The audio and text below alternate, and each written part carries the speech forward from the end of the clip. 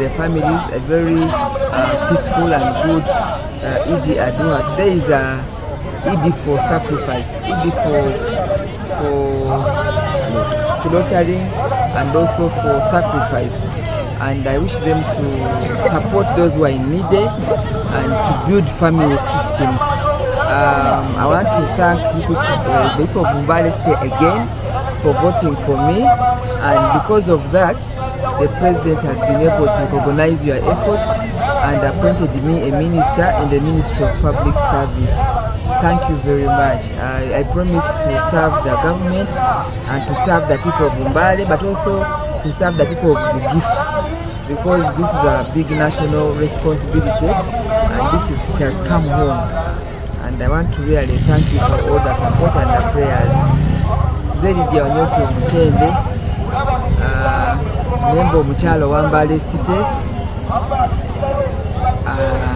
Ndi wano olwaleero ku kitebe ekikulu eky'obusiraamu ekya Mbale City nga tuva kusaala esaala eza Eid Adha, nga olwaleero saala za kusaddaaka.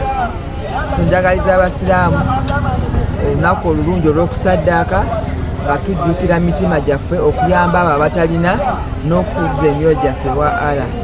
Koziga nate nziramu okubeebaza okupa omukisa okukiikirira Mbale, okuweereza Mbale nga memba wa parliament, ate president n'akkiriza n'atwa n'obwa minisita omubwezi mu Ministry ya Public Service, ministry ya gavumenti yonna ya national.